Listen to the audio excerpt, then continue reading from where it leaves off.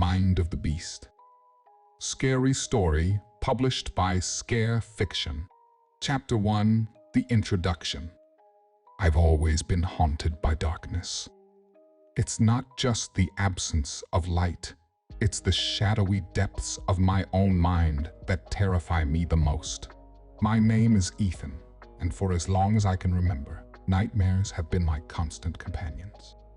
They creep into my thoughts like silent predators, waiting for the perfect moment to strike. The small town of Whispering Pines is nestled deep within the heart of the forest, a place where time seems to stand still and secrets are buried beneath layers of moss and undergrowth. It's the kind of place where outsiders are met with wary glances and whispered rumors of strange happenings in the night. But for me, it's home, or at least it used to be. As I trudge through the dense foliage, the oppressive weight of the forest presses in on all sides, suffocating me with its silence. It's a silence that's broken only by the rustle of leaves and the occasional creak of a branch swaying in the breeze. But beneath the surface, I can sense something stirring, something dark and malevolent that lurks just beyond the edge of my vision. The nightmares started innocently enough, a jumble of disjointed images and half-remembered faces that left me feeling disoriented and afraid. But as the days wore on, they grew more vivid, more intense, until I could no longer distinguish between dreams and reality.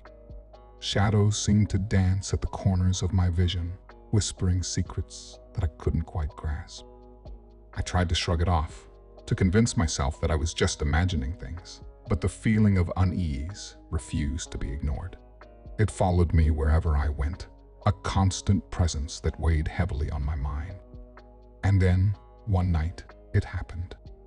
I woke to find myself standing at the edge of the forest, my feet sinking into the damp earth as if I'd been drawn there by some unseen force. The darkness stretched out before me like a gaping maw, swallowing up everything in its path.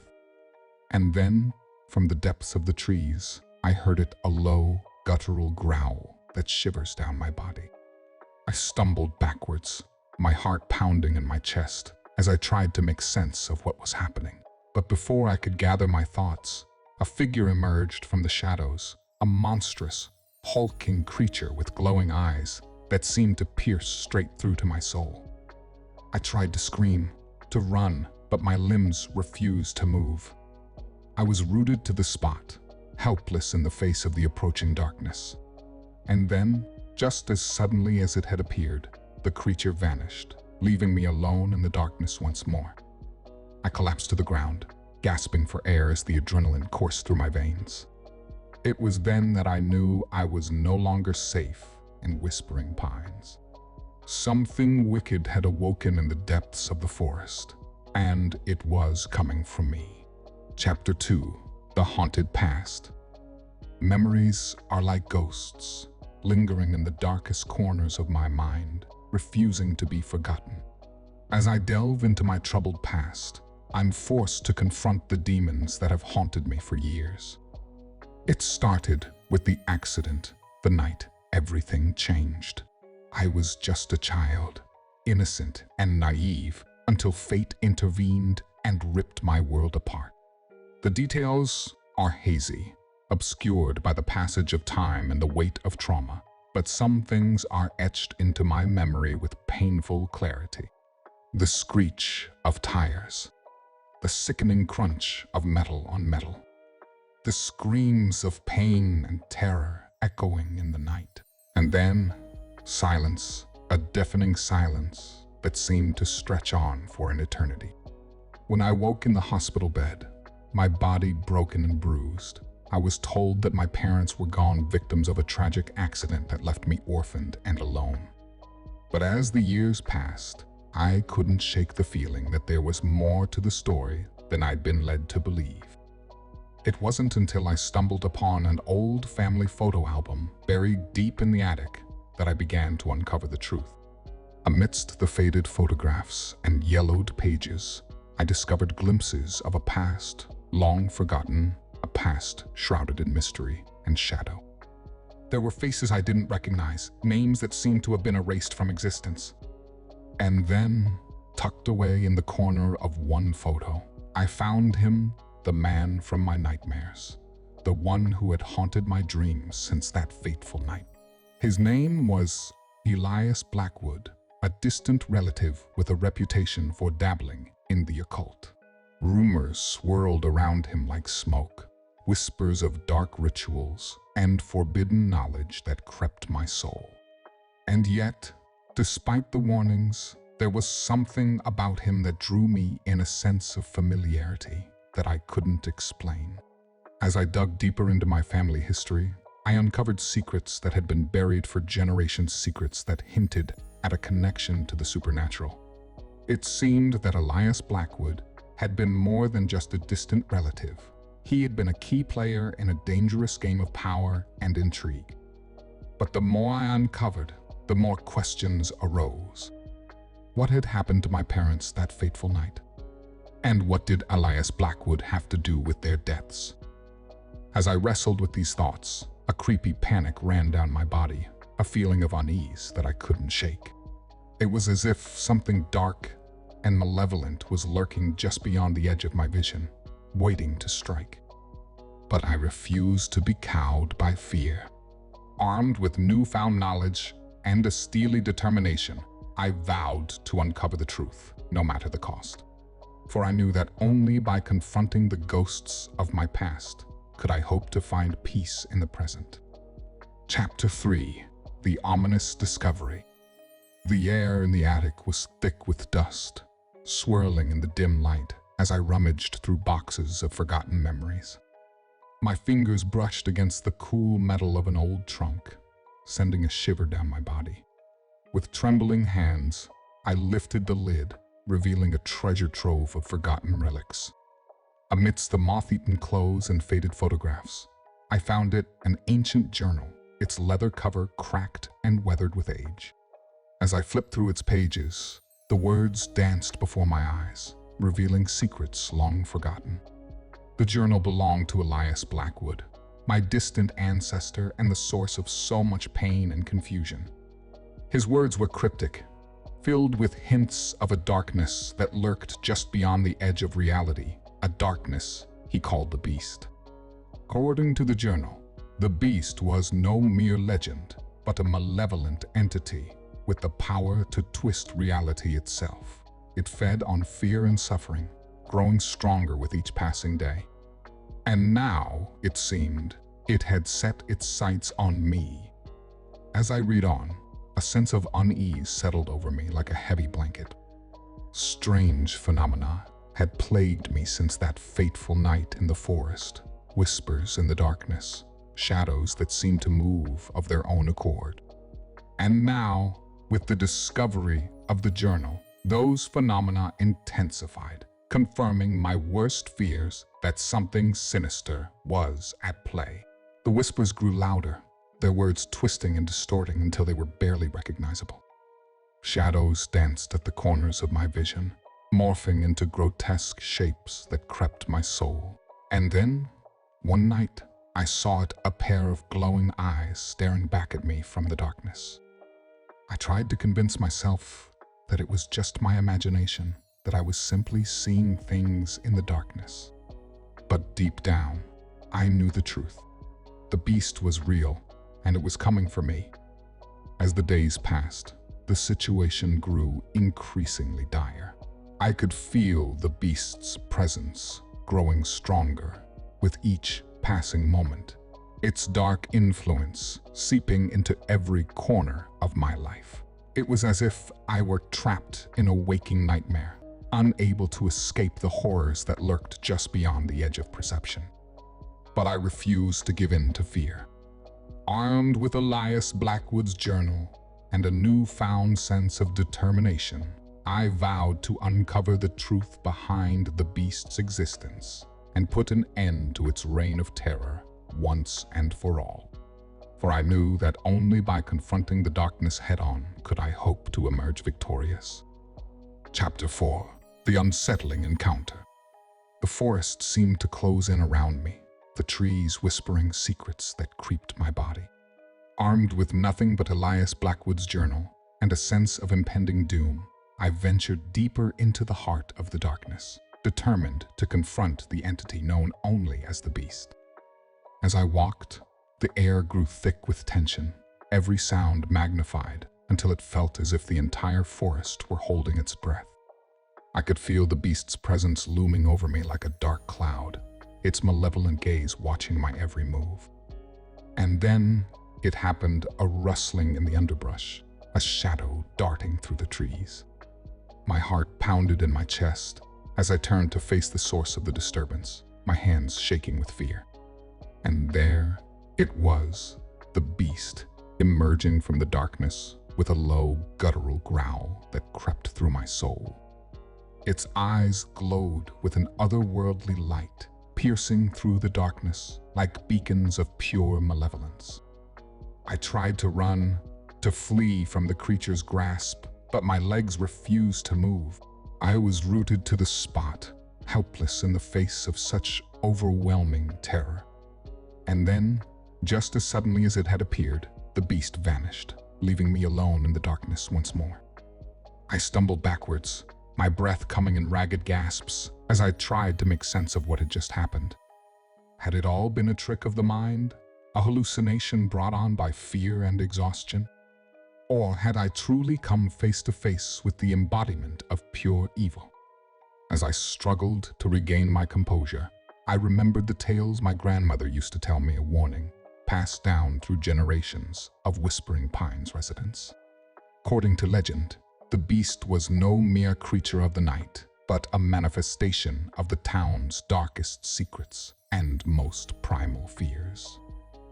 Local folklore spoke of ancient rituals and blood sacrifices, of deals struck with dark forces in exchange for power and prosperity. And at the center of it all stood the Beast, a spectral presence that haunted the dreams of all who dared to venture into the forest. But as I delved deeper into the town's history, I began to realize that the Beast was more than just a legend. It was a living, breathing entity, a force to be reckoned with. And now, it seemed, it had set its sights on me. As I pondered the implications of my encounter, ran down my soul, a feeling of unease that refused to be ignored. For I knew that the Beast was still out there, lurking in the shadows, waiting for the perfect moment to strike again. And this time, I vowed to be ready. Chapter 5. The Descent into Madness. The encounter with the Beast had left me shaken to my core, my mind reeling from the sheer terror of it all. As I retreated to the safety of my home, I could feel the tendrils of madness creeping in, wrapping around my thoughts like a suffocating embrace. At first, it was subtle, a flicker of movement out of the corner of my eye, a whisper in the darkness that seemed to echo through the halls. But as the days passed, the hallucinations grew more vivid, more insistent, until I could no longer distinguish between reality and illusion. I would wake in the dead of night, drenched in sweat, convinced that the Beast was lurking just beyond the edge of my vision. Shadows danced at the corners of my room, twisting and contorting into grotesque shapes that filled me with a primal sense of dread. I tried to convince myself that it was all in my head, that I was simply imagining things in the darkness. But deep down, I knew the truth. The Beast was real, and it was coming for me.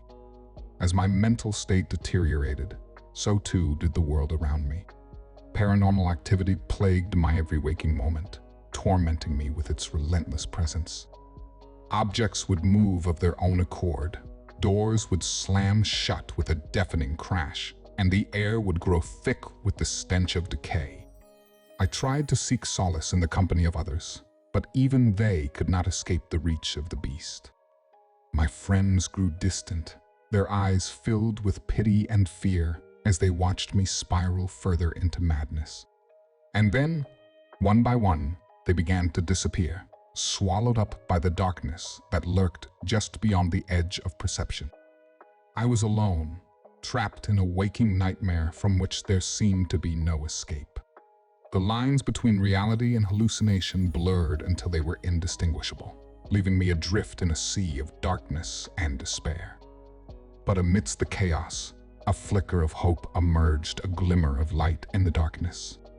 For I knew that if I could confront the beast head-on, if I could overcome my own fears and doubts, then perhaps, just perhaps, I could emerge from this ordeal stronger than ever before. Armed with nothing but my wits and a steely determination, I ventured once more into the heart of the forest, ready to face whatever horrors awaited me. For I knew that only by confronting the darkness head-on could I hope to reclaim my sanity and emerge victorious. Chapter 6. The Sinister Revelation. Town of Whispering Pines held secrets darker than the depths of the forest that surrounded it. As I delved deeper into its history, I uncovered truths that sent chills down my body and confirmed my worst fears. The roots of the town's dark past ran deep, entwined with the very fabric of its existence. Tales of ancient rituals and blood sacrifices echoed through the ages, passed down from generation to generation like a macabre bedtime story. But as I sifted through the dusty archives and yellowed pages of old newspapers, I stumbled upon something that sent shockwaves through my very being, a connection between the town's dark history and the malevolent entity known as the Beast. According to the records, the Beast had been a fixture in Whispering Pines for centuries, lurking in the shadows and preying on the fears of its inhabitants. It was said to be a manifestation of the town's darkest secrets and most primal fears, a force to be reckoned with and feared by all who dared to cross its path. But what struck me most was the realization that defeating the Beast may be our only chance at survival. For as long as it roamed free, we would forever be at its mercy, trapped in a never-ending cycle of fear and suffering. Armed with this newfound knowledge, I knew that I had to act and act quickly.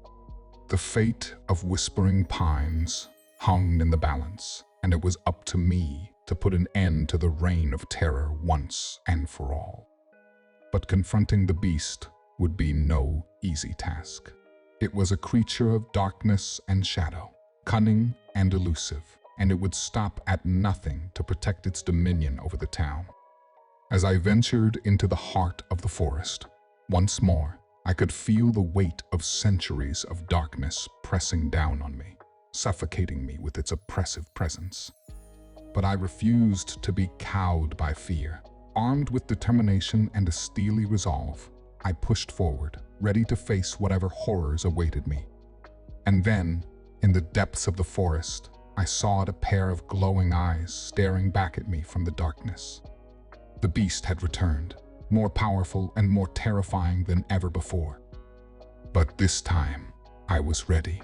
With the knowledge of the town's dark history burning in my veins, I stood tall and faced the Beast head-on, ready to do whatever it took to protect Whispering Pines from its malevolent grasp. For I knew that only by confronting the darkness within ourselves could we hope to emerge victorious. And as I stared into the eyes of the Beast, I knew that the battle for the soul of Whispering Pines had only just begun. Chapter 7. The Forbidden Ritual. Desperation clawed at my insides, like a ravenous beast, driving me to the brink of madness in my quest to combat the Beast.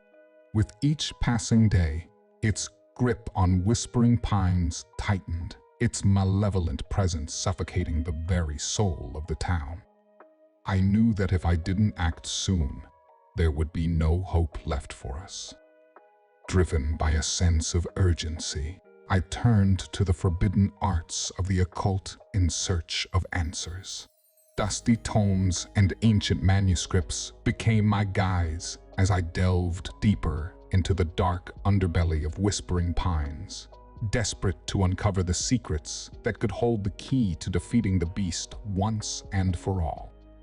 But as I immersed myself in the twisted rituals and arcane practices of the past. I could feel the tendrils of darkness wrapping around my soul, threatening to consume me from within. The lines between right and wrong blurred as I danced on the edge of madness, my sanity slipping through my fingers like grains of sand. Tensions ran high as whispers of my actions spread throughout the town, casting doubt on my motives and sanity. Allies became adversaries as they questioned the morality of my choices, fearing the consequences of meddling with forces beyond our comprehension. But I couldn't afford to falter, not when the fate of Whispering Pines hung in the balance. With each ritual performed, I could feel the beast's grip weakening. And then, just when it seemed as though victory was within reach, disaster struck. A misstep in the ritual unleashed a wave of dark energy that threatened to consume everything in its path. Panic swept through the town like wildfire as the beast's influence spread unchecked, driving us to the brink of destruction. As chaos descended upon Whispering Pines, I knew that I had to make a choice: continue down the path of darkness, risking everything in pursuit of victory, or turn back and accept defeat. But in the end, there was no choice to be made, for I knew that to abandon the fight would be to condemn us all to a fate worse than death. And so, with a heavy heart and a steely resolve, I pressed on, ready to face whatever horrors awaited me in the darkness. Chapter 8: The Showdown. The moment of reckoning had arrived.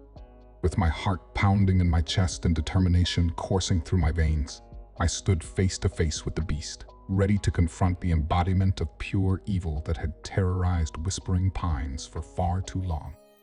The air crackled with tension as the beast loomed before me, its eyes glowing with an otherworldly light that seemed to pierce straight through to my soul. I could feel its malevolent presence pressing down on me like a suffocating weight, threatening to crush me beneath its relentless fury. But I refused to back down. With a primal roar, I launched myself at the beast, ready to do battle with the darkness that had plagued my every waking moment.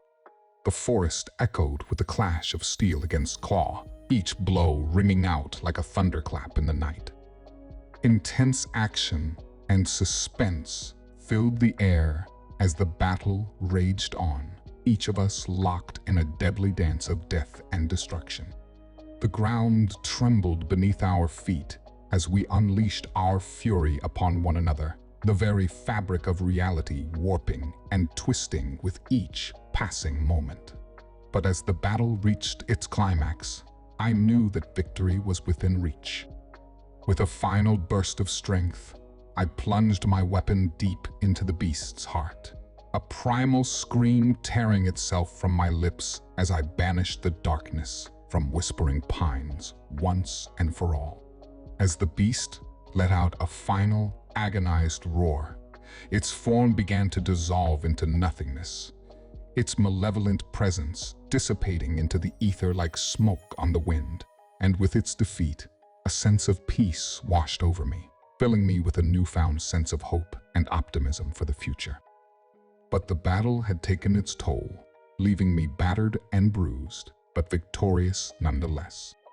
As I surveyed the wreckage around me, I knew that Whispering Pines would never be the same again.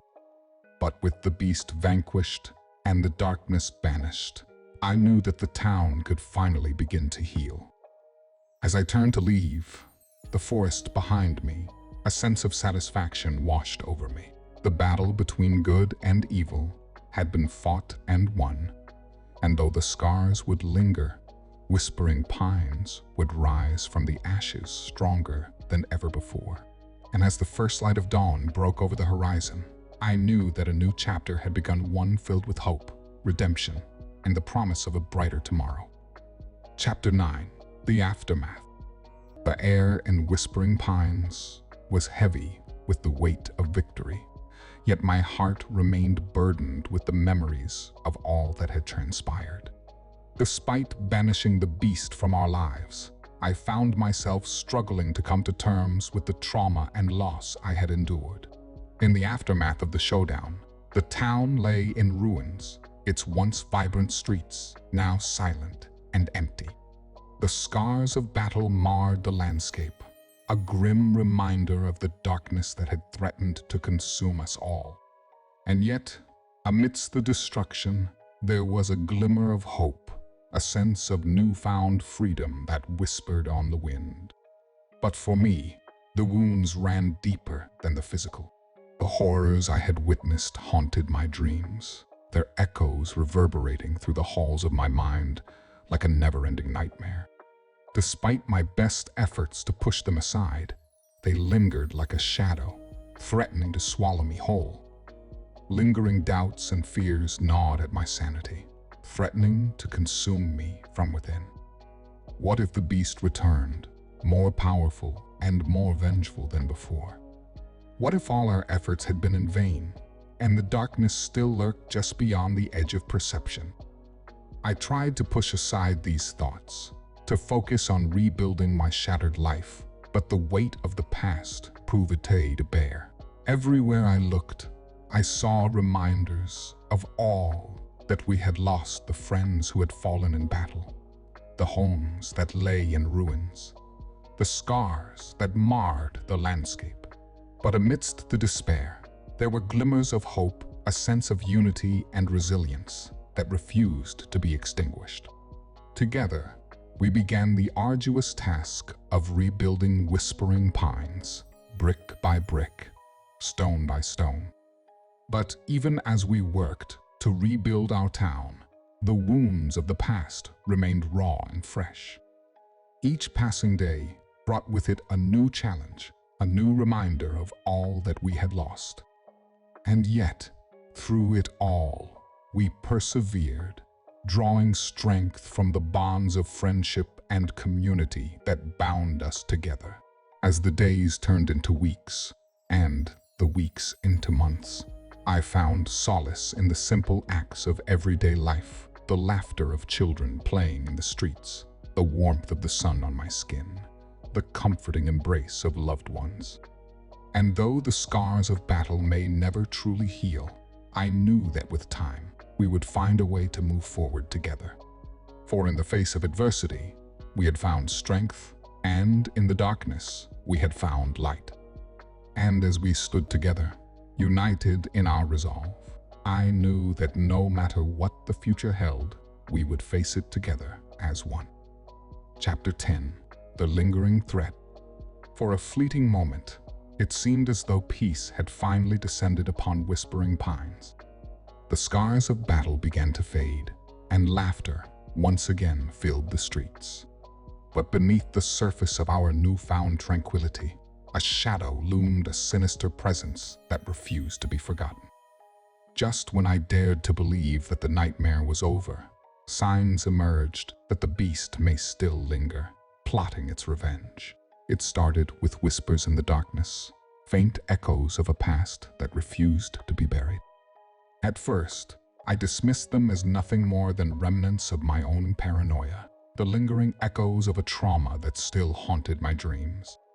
But as the whispers grew louder, I could no longer deny the truth. The beast was still out there, lurking just beyond the edge of perception, biding its time until it could strike again.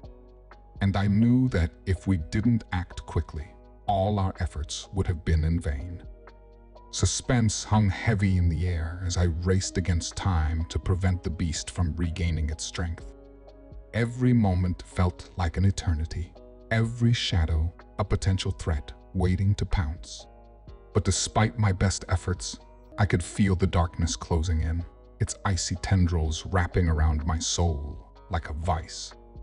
I turned to my allies for help, but even they seemed to doubt the severity of the threat. "Surely the beast has been vanquished once and for all," they said, their voices filled with false bravado. But I knew better. I had seen the darkness firsthand, felt its malevolent presence looming over me like a specter of death. And so, with a heavy heart and a steely resolve, I set out alone to confront the lingering threat that loomed over Whispering Pines. Armed with nothing but my determination and a sense of duty, I ventured once more into the heart of the forest, ready to face whatever horrors awaited me. As I navigated the familiar trails, the weight of the past pressed down on me like a leaden cloak, threatening to crush me beneath its suffocating embrace. But I refused to be cowed by fear. With each step forward, I felt a renewed sense of purpose, a burning desire to protect the town and its inhabitants from the darkness that threatened to consume us all. And then, just as I reached the heart of the forest, I saw it, a faint glimmer of light shining through the darkness, a beacon of hope in the midst of despair. It was a sign that no matter how dark the night may seem, there is always light to guide us through the darkness. With renewed determination, I pressed on, ready to face whatever horrors awaited me in the depths of the forest. For I knew that no matter how daunting the task may seem, I would not rest until the beast had been vanquished once and for all, and peace had been restored to Whispering Pines. Chapter 11. The Sacrifice. As I ventured deeper into the heart of the forest, the weight of my mission pressed down on me like a burden too heavy to bear. The whispers of the beast echoed through the trees, their creepy words inside shaking my body. I knew that defeating it once and for all would require more than just bravery. It would require sacrifice. With each step forward, the tension mounted, threatening to suffocate me with its oppressive weight.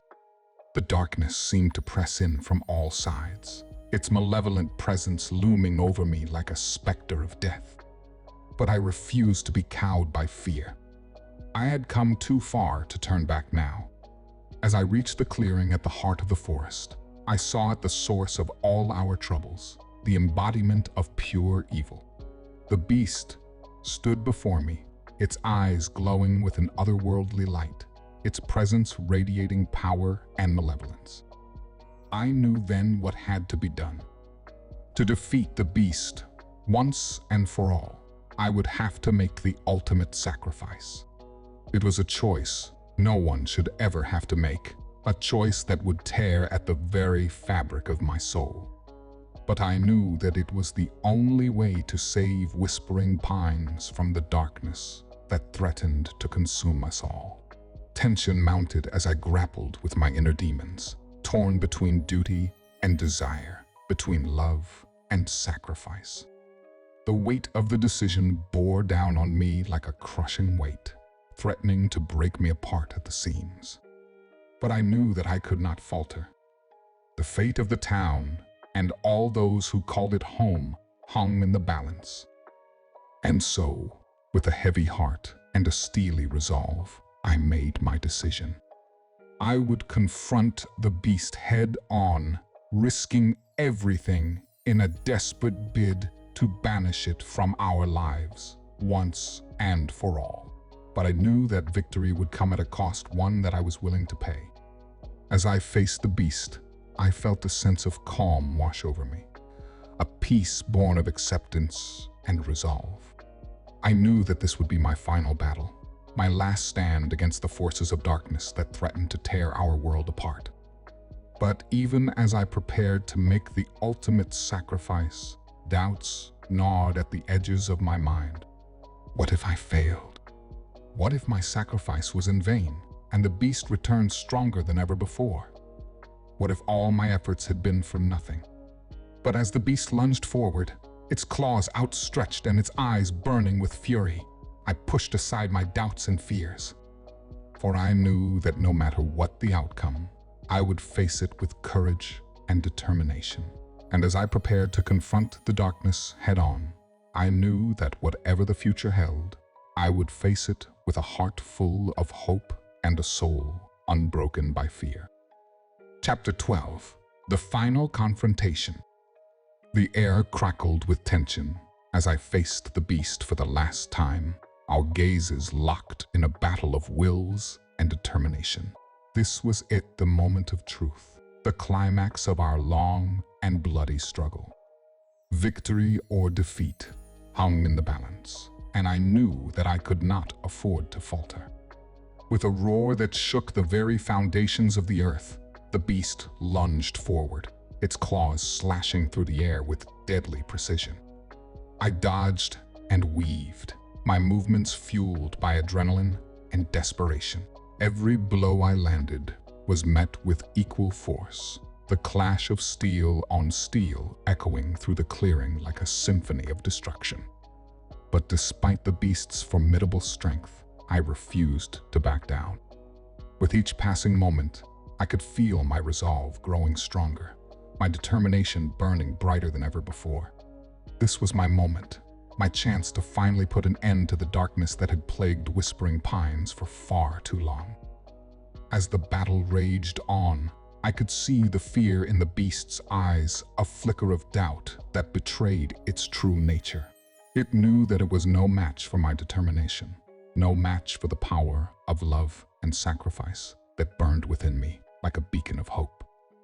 With a final, desperate lunge, I plunged my weapon deep into the beast's heart, its roars of pain echoing through the forest like a primal cry of anguish.